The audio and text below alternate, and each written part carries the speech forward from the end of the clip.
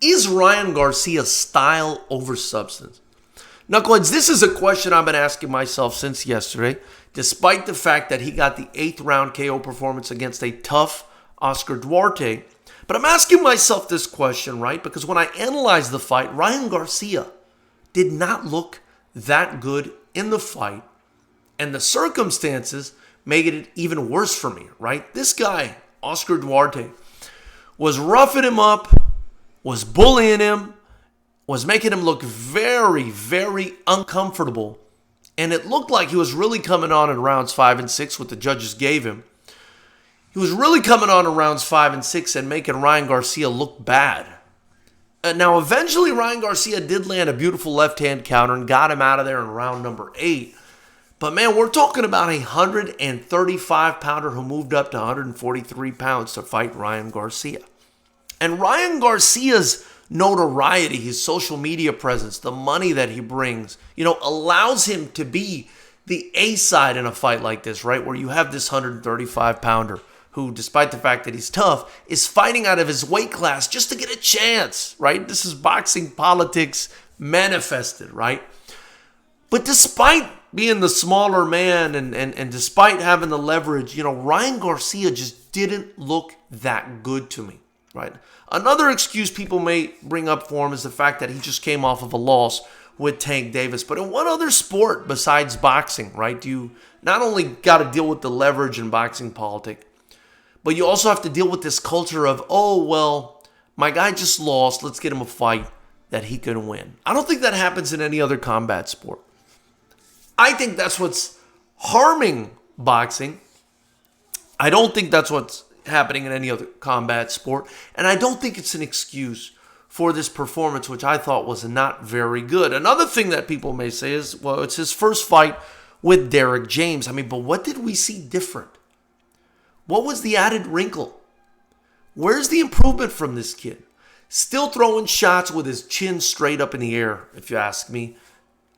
Of course, he's fast. He's, athletically gifted. He's got speed and power and everything else, but your chin's still up in the air, my guy. Like, that's how Tank Davis got this kid out of there.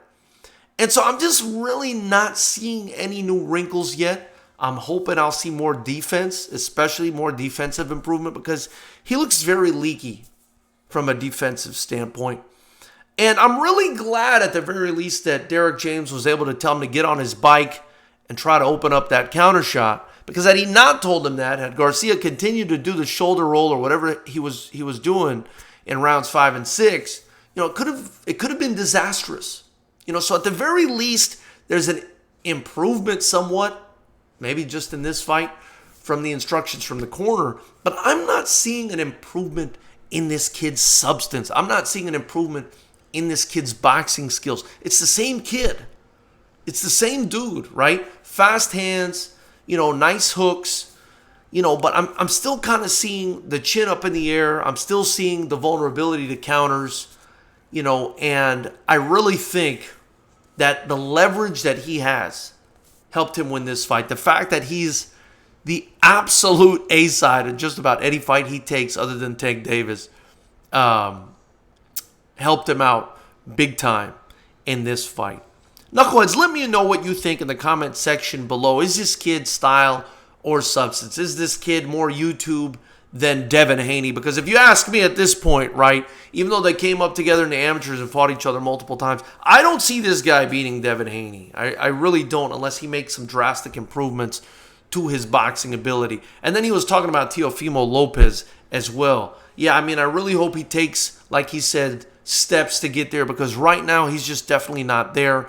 And I want to see some more improvements from this kid. So let me know what you think in the comment section below. After you do so, subscribe to the channel, like this video, share it with your friends, and don't forget to get your tickets to FightersRep 21 and 22. They go on sale on December 6th. FightersRep 21 down here in South Florida, FightersRep 22 at the beautiful Commerce Casino in Los Angeles. Remember, the only way to watch is to join the channel. It's the only way to help me build. And also, don't forget to get your FightersRep merchandise in one of these links below here. I look forward to hearing what you guys have to say. Subscribe to the channel.